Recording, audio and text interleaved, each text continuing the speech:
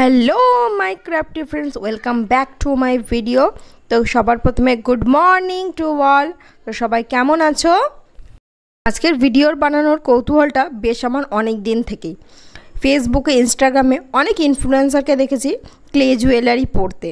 তো দেখার পরে মনে হয়েছিল জিনিসটা কিভাবে বানায়, কোথায় পাওয়া যায়। তো সেই থেকেই বলতে পারো গবেষণাটা শুরু।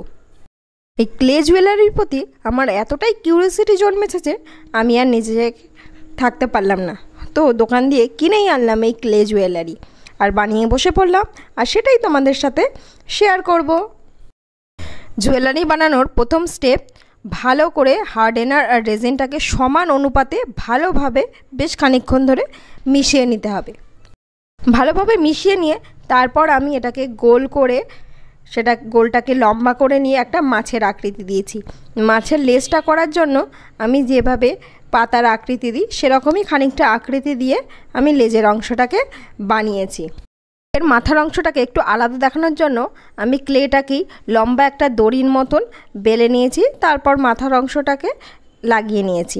তারপর মাছের নিচের দিকে আমি লেজ দুটোকেও ফেভিকলের সাহায্যে আটকে নিয়েছি।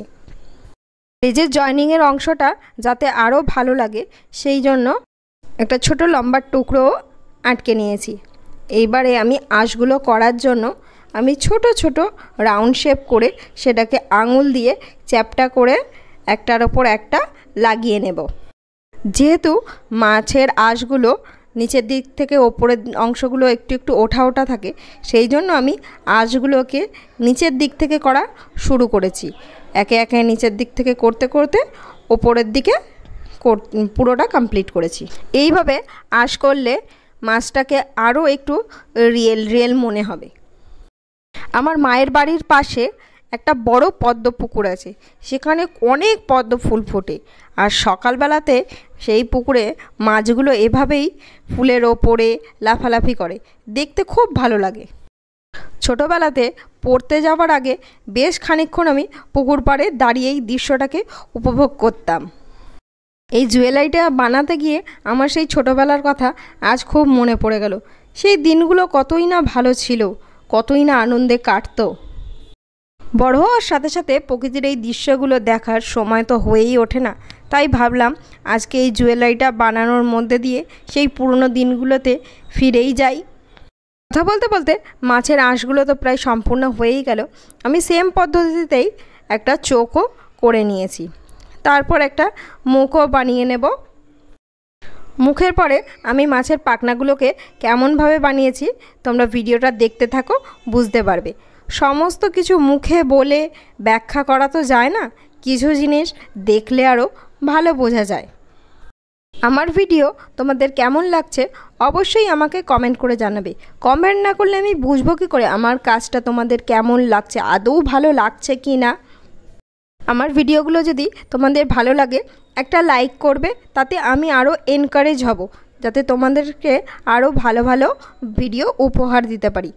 পাখনাগুলো বানানোর পরে এগুলোকে আরও সিকিওর করার জন্য আমি মাছ আর পাখনার জয়েন্টের ঠিক নিচ প্রান্তে আরও একটুখানি ক্লে নিয়ে আটকে দিয়েছি, যাতে পাখনাগুলো আরও সিকিওর হয়ে যায়।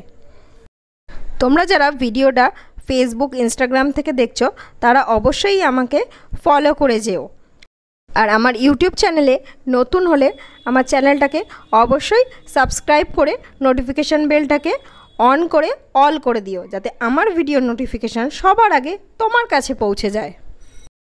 মাছের 4টে পাখনাকে আমি ভালোভাবে ফেভিকলের সাথে আটকে নিয়ে এটাকে বেশ কিছুক্ষণের জন্য টাইট করে রেখে দেবো। এটা আধা ঘন্টা 1 ঘন্টার মধ্যে শক্ত হয়ে যাবে পুরো। এইবার বানাবো আমাদের জাতীয় ফুল পদ্ম। যদি বলো যে ফুলের মধ্যে আমার কোনটা ভালো লাগে, গোলাপের পরে আমার মুখে সবার প্রথমে পদ্মরই নাম আসবে। ক্লে দিয়েই আমি ছোট্ট একটা পদ্ম করার চেষ্টা করেছি। এরপর জুয়েলারি বেস করার জন্য আমি ক্লেটাকে গোল করে ছোট্ট একটা বেলুনের সাহায্যে বেলে নিয়েছি।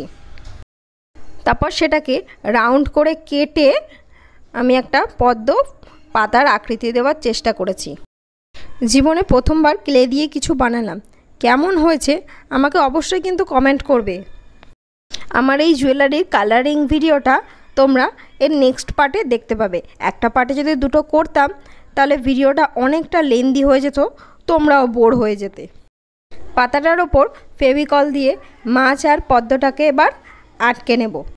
তারপর ক্লেটাকে আবার লম্বা দড়ির মতন বেলে নিয়ে পাতার চারিপাশে আমি লাগিয়ে নেব।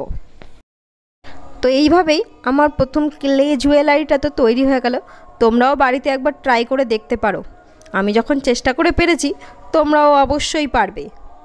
সবশেষে সামান্য একটু স্ট্রাকচার অ্যাড করার জন্য আমি একটা টুল নিয়ে হালকা হালকা করে প্রেস করে দিয়েছি। তো ইটস রেডি। আজ অনেক বকবক করে ফেলেছি, আর বেশি কিছু বলবো না। তো দেখতে থাকো তোমরা এর ফাইনাল রেজাল্ট। তো সবশেষে এটাই বলবো, সুস্থ থাকো, ভালো থেকো। আজ তাহলে আসি, দেখা হবে নতুন কিছু গল্প নিয়ে।